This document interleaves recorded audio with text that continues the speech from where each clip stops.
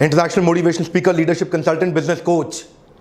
आज तक का जितना भी बिजनेस को लेकर के इंपॉर्टेंट लर्निंग है, पूरा बिजनेस को बिल्ड करने के लिए एक ही वीडियो में सारे लेसन देने जा रहा हूं। एक साल अगर आप कहीं ट्रेनिंग लेंगे ना, वो एक साल की ट्रेनिंग को समराइज करके 10 पॉइंट्स में बताऊंगा। एक स्टार्टअप हो या बड़ा बिजनेस हो, फेलियर के 10 कारण क्या होते हैं। अगर ये 10 चीजें जो मैं बताने वाला हूं आपको, ये अगर ठीक हो गई, आपके बिजनेस में सेफ हो जाएगा, बिजनेस की हेल्थ ठीक हो जाएगी। IBM institute for business value and Oxford economics के हिसाब से 90% इंडियन स्टार्टअप पहले 5 साल में ही खत्म हो जाते हैं। One of the biggest reason is the lack of exact needed innovation. इनको मैं 10 पॉइंट्स में डिटेल में बताने वाला हूं। 2015-16 की एशिया की रिपोर्ट देखें, इंडिया ने केवल 1423 पेटेंट फाइल किए, कोरिया ने 14,600 पेटेंट फाइल किए, चाइना के 29,800 पेटेंट हैं, और वहीं जापान 44,200 से ज्यादा पेटेंट फाइल करके एशिया के अंदर स्टार्टअप्स में सबसे आगे निकला है। फोर्ब्स ने मोस्ट इनोवेटिव लिस्ट ऑफ एक कंपनीज निकाली, उसके अंदर 25 टॉप कॉर्पोरेट जहां सबसे ज्यादा इनोवेशन होता है, इंडिया की 25 में एक ही कंपनी आई, Asian paints. Ratan Tata continuously अपना डिससैटिस्फैक्शन पब्लिकली एक्सप्रेस कर रहे हैं। इंडिया में एक्चुअल डिसरप्शन और एक्चुअल इनोवेशन इंडियन व्यापारियों में एग्जिस्ट नहीं करता। अगर आप चाहते हैं कि वो अपने बिजनेस को एक्चुअली बड़ा करें, ये 10 पॉइंट्स जिंदगी भर छाप के प्रिंट आउट लेके हर जगह इसको लगा लें, याद रखें। ये 10 पॉइंट्स आपके लिए मील का पत्थर साबित होंगे। 2015 में इतने खराब एक्सपीरियंसेस हुए कि 2016 की फंडिंग बहुत नीचे चली गई।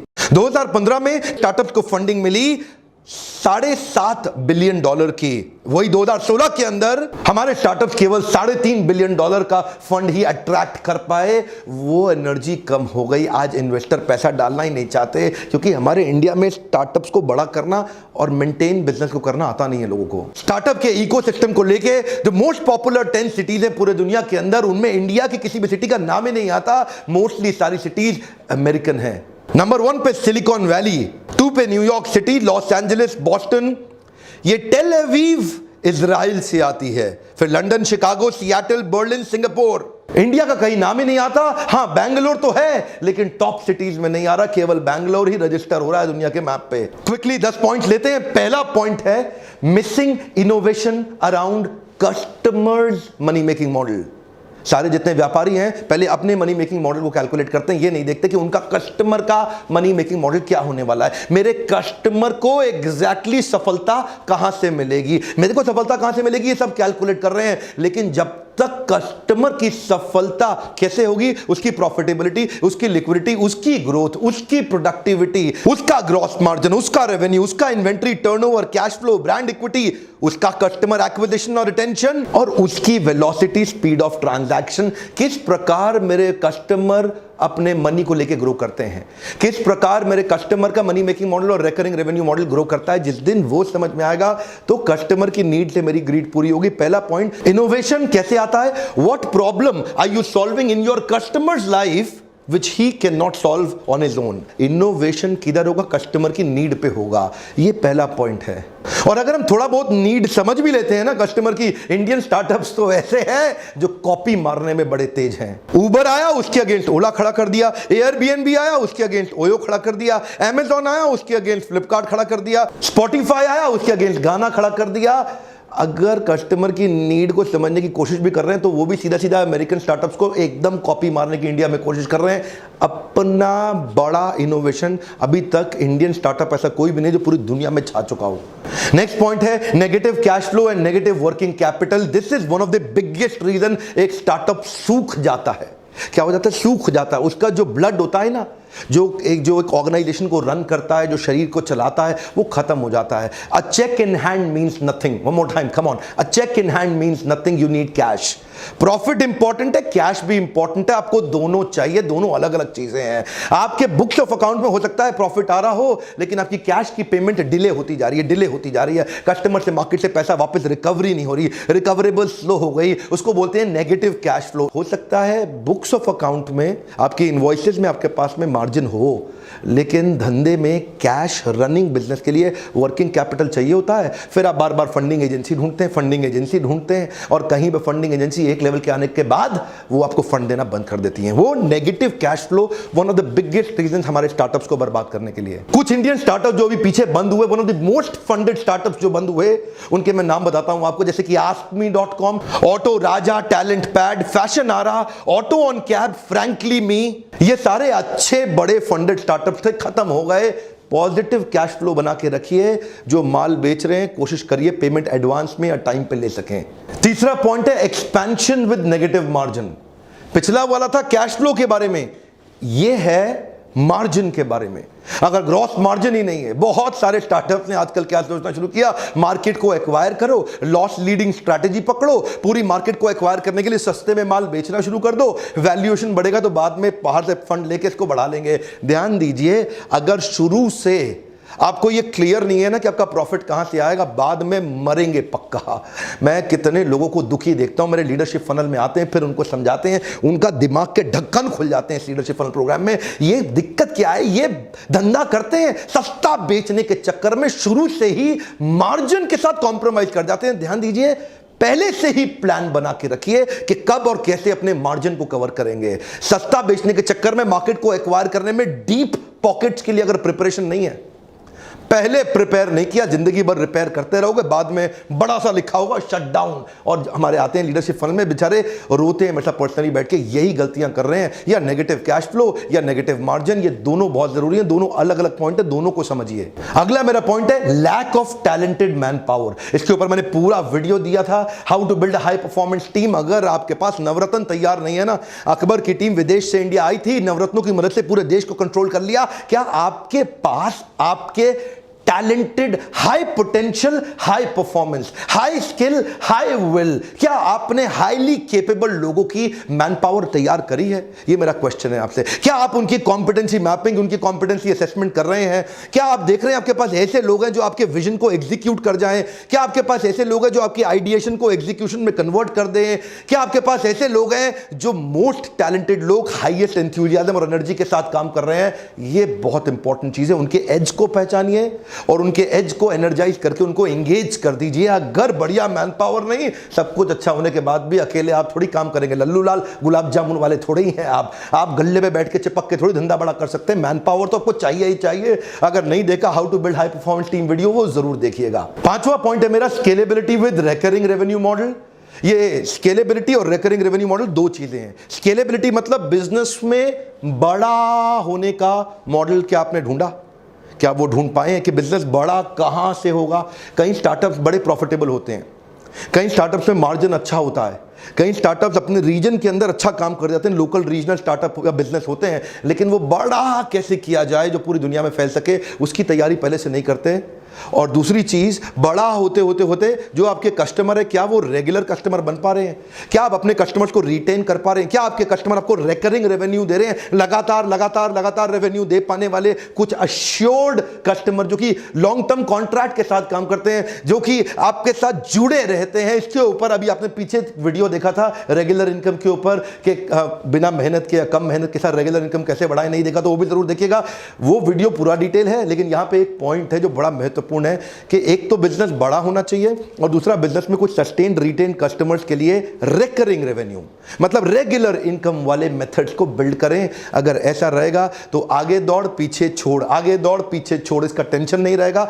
व्यापारी यही करते हैं, नए नए कस्टमर के पीछे भागते रहते हैं, पुराने वाले पीछे छूटते रहते हैं। छठा मेरा पॉइंट है mixed marketing signal and wrong positioning. इसके ऊपर तो लीडरशिप फनल में इतने क्वेश्चन आते हैं, मेरे साथ लाइव वर्कशॉप में लोग क्वेश्चन करते हैं।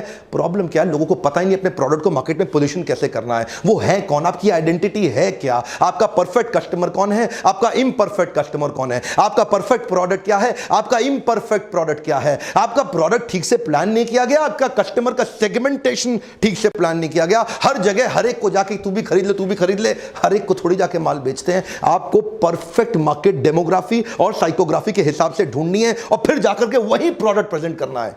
अपना सिंगल सिग्नल ढूंढिए, आप कौन हैं, जिससे आपकी आइडेंटिटी तैयार होगी। क्या आप न्यूएस्ट हैं, क्या आप प्रॉब्लम सॉल्वर हैं, क्या आप बेस्ट हैं, आप मोस्ट कन्वीनियंट हैं, cheapest, best value, most prestigious, maximum feature हैं, या फिर आप मोस्ट रिलायबल हैं। इस प्रकार की कई तरह की पोजीशनिंग होती है। जब आपको पोजीशनिंग पता हो कि आप हैं कौन, आप उसी हिसाब से पैकेजिंग करेंगे, उसी हिसाब से ब्रांडिंग करेंगे, उसी हिसाब से मार्केटिंग करेंगे, उसी हिसाब से प्रोडक्ट को लेकर के मार्केट में प्रेजेंट करेंगे, उसी हिसाब की स्कीम लाएंगे, पॉलिसीज लाएंगे, पीछे बैकएंड की टीम भी उस हिसाब से तैयार होगी। आपकी मार्केटिंग की प्लानिंग ठीक है कि नहीं है, सिंगल सिग्नल दे रहे हैं कि नहीं दे रहे हैं। थम्स अप का सिंगल सिग्नल है, टेस्ट द थंडर, आज कुछ तूफानी करते हैं, एक 4 तूफानी देना भैया, ये बिल्कुल सिंगल सिग्नल है। उनको पता है उनकी मार्केट कौन है और कैसे बेचना है। इसको बोलते हैं प्रोडक्ट पोजीशनिंग।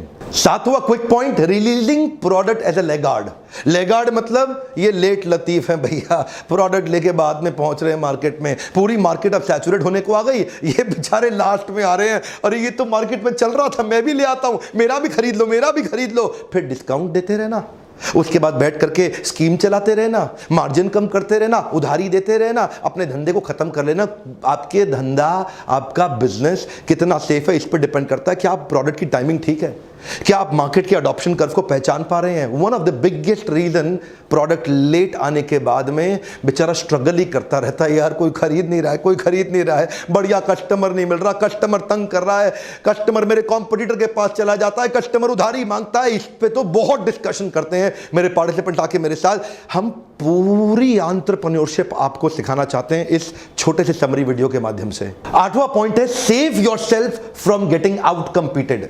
आपने अच्छा बिजनेस तो शुरू कर दिया, लेकिन आपका कॉम्पिटिटर आपको ध्यान से देख रहा है, ये आदमी कर क्या रहा है, उसकी पूरी नजर है आपके ऊपर, उसकी चील की तरह पैनी नजर है आपकी हर चाल के ऊपर, वो पोकर की तरह चुपचाप खड़ा होकर के देख रहा है आपको, ये आदमी कर क्या रहा है। पहले से तैयारी करके चलना है। आपने एंट्री बैरियर का मेरा वीडियो देखा था, मैंने वहां कुछ पॉइंट शेयर किए थे। Intellectual property right, patent and licensing या प्रोप्राइटरी टेक्नोलॉजी, आप कुछ ऐसी प्लानिंग करके चलिए जो फिर आपके कॉम्पिटिटर के पास राज खुलने नहीं चाहिए। कोशिश करिए अपनी ब्रांड इक्विटी अच्छी करने की, या फिर सोर्सिंग, अपने माल की इतना सस्ता खरीद लीजिए, इकोनॉमीज ऑफ स्केल बिल्ड करके इतना सस्ती परचेजिंग कहीं से उठा ला जाए तो कॉम्पिटिटर बेचारा सोच ही ना पाए, यार ये माल इतना सस्ता बेच कैसे रहा है, उसको पता ही ना लगे। कई तरीके हैं, आपको ये नाव में सारे बैठे हैं और ये एक आगे निकल गया और बीच में बैरियर खड़ा कर दिया, रेड ओशन से ब्लू ओशन। क्या आप अपने बिजनेस के अंदर शुरू से एंट्री बैरियर की प्लानिंग करके चले हैं? ध्यान देना, जो 10 पॉइंट्स बता रहा हूं ना, इनमें से किस किस में आप वीक हैं वो लास्ट में आपको प्लान करना होगा। दोबारा से वीडियो को सुनिएगा, 2 3 5 4 5 6 7 8 बार इस वीडियो को सुनिए, ताकि आप ये समझ सकें कि इन 10 में से कौन से पॉइंट्स में आप कमजोर हैं। अच्छा बिजनेस करने के बावजूद भी कई बार डर इस बात का होता है कि कंपटीशन, आपको कहीं बड़ा सा कंपटीटर आके आपको बाद में खा ना जाए। तो ये जो एंट्री बैरियर का वीडियो था, वो पूरा वीडियो देखिएगा, वो डिटेल में है। 9वां पॉइंट बड़ा आउटस्टैंडिंग है, missing the process of converting feedback into a feed forward. Customer आपको फीडबैक देता है, आप उसको फीड फॉरवर्ड में कन्वर्ट नहीं करते। कस्टमर आपको अपने एग्जिस्टिंग प्रोडक्ट के साथ परेशानियां बताता है, आप सोचते हो यार ये डिस्काउंट मांग रहा है इसलिए कर रहा है। सिग्नल दे रहा है कस्टमर, क्या दे रहा है? Signal. Complain is a gift, catch it, come on, complain is a gift, catch it. Complain को कैच करिए, देखिए वो सिग्नल होता है। He wants to be with you, but only thing that he is expecting is, यार थोड़ा सा अपने आप को बदल ले, मैं तेरे साथ रहना चाहता हूं। इसका मतलब उसके प्रोडक्ट में, आपके प्रोडक्ट में उसको कुछ तकलीफ आ रही है, कह रहा है थोड़ा सा चेंज ले आ, I want to be with you, that's called complain. Complain का मतलब क्या है? वो आपके साथ रहना चाहता है। अगर वो कंप्लेन नहीं कर रहा, वो बड़ा डेंजरस है भाई। कस्टमर आपको कंप्लेन ही ना करे, चुपचाप आपके कॉम्पिटिटर पे जाकर शिफ्ट हो जाए, आपको बिना बताए, वो ज्यादा डेंजरस है। कंप्लेनिंग कस्टमर बहुत बढ़िया होता है, कंप्लेनिंग कस्टमर को गले लगा लो, ये आपको बचा लेगा। Converting the feedback into feed forward, इसको बोलते हैं पिवोट। बाउंस बैक करते हैं ना, पिवोट, नया चेंज लाना। पहला प्रोडक्ट केवल ट्रायल के लिए होता है, एक बार और याद रखिएगा, पहला प्रोडक्ट केवल ट्रायल के लिए होता है। Your first product is never your final product. कई इंप्रूवमेंट साइकिल लाने पड़ते हैं, फीडबैक को फीड फॉरवर्ड में कन्वर्ट करिए, नहीं तो शुरुआत तो अच्छी हो सकती है, बाद में उड़ जाएंगे। 10वां amazing point, business model of building complete ecosystem. Business model of building complete ecosystem. ये इकोसिस्टम कैसे है, क्या मतलब होता है इसका? इसका मतलब है जीव जीवस्य जीवनम। एक जीव अपने जीवन के लिए दूसरे जीव पर निर्भर होता है, एक जीव दूसरे जीव पर निर्भर है अपने जीवन के लिए, इसको बोलते हैं जीव जीवस्य जीवनम। ये एक वेब बन जाता है बिजनेस में। आइसोलेशन में, अकेले में ना करें काम, पूरी सोसाइटी कम्युनिटी के साथ मिलके इकोसिस्टम तैयार करें। जैसे कि फेसबुक एक इकोसिस्टम है बहुत बड़ा, अगर फेसबुक चला गया ना दुनिया से, अचानक पूरी दुनिया में तहलका हो जाएगा। जैसे कि YouTube एक बड़ा इकोसिस्टम है, इसमें कितने हजारों लाखों करोड़ों लोग इन्वॉल्व हो चुके हैं YouTube के अंदर। YouTube को बनाने और कंज्यूम करने दोनों में बहुत बड़ा इन्वॉल्वमेंट है। पेटीएम हमारे देश में आने वाला एक और बहुत बड़ा इकोसिस्टम होगा। Amazon एक बहुत बड़ा इकोसिस्टम है। गूगल का एंड्रॉइड कमाल का इकोसिस्टम है। गूगल ने एक प्लेटफॉर्म क्रिएट किया जहां पे एप्लीकेशन बनाने वाले लोग आके फ्री में एंड्रॉइड का एप्लीकेशन अपना डालते रहते हैं। बेचारे मोबाइल हैंडसेट मेकर्स के लिए मजबूरी हो गई, क्योंकि अब एंड्रॉइड का इतना बड़ा प्रेजेंस है मार्केट में, तो वो एंड्रॉइड कंपैटिबल मोबाइल ही बनाते हैं। अब वो एंड्रॉइड कंपैटिबल मोबाइल बनाते हैं तो एंड्रॉइड पे और ज्यादा एप्लीकेशन आती हैं। अब ये सबका फायदा किसको हो रहा है? गूगल को, क्योंकि उसने अकेले में काम नहीं किया, उसने दुनिया को अपने साथ जोड़ लिया। क्या आप अपने बिजनेस को अकेले में तो नहीं कर रहे? अपॉर्चुनिस्टिक मार्केट के अंदर सामने वाले को पेल दो, अकेले में मिल गया ये कस्टमर, पेल दो। कई बार ऐसा करते हैं ना लोग। ऐसा कुछ क्रिएट करिए कि दुनिया का फायदा आपकी एग्जिस्टेंस से हो रहा हो, जिस दिन आप चले गए पूरी दुनिया रुक जाए। और कम से कम दुनिया नहीं, छोटे शहर से प्लान करिए। ये सब हम लोग पूरा दिन 2-2, 3-3, 4-4 दिन बैठ के लीडरशिप फनल में इन सब पॉइंट्स को डिस्कस करते हैं डिटेल के अंदर। लेकिन मैंने आपको 10 पॉइंट ऐसे, ये बड़ा पावरफुल वीडियो, इसको दोबारा घुमा के देखिएगा। YouTube वीडियो ज़्यादा बड़ा कितना बड़ा कर सकते हैं हम, लिमिटेड ही रखना पड़ता है। लेकिन लीडरशिप फनल में आके आप मुझसे डायरेक्ट क्वेश्चन करते हैं। आपके पास एक सुविधा होती है मुझसे अपने बिजनेस के बारे में, वर्कशॉप के बीच में ओपन क्वेश्चन के बहुत राउंड होते हैं, जहां मैं हर एक के क्वेश्चंस का जिम्मेदारी के साथ उत्तर देता हूं।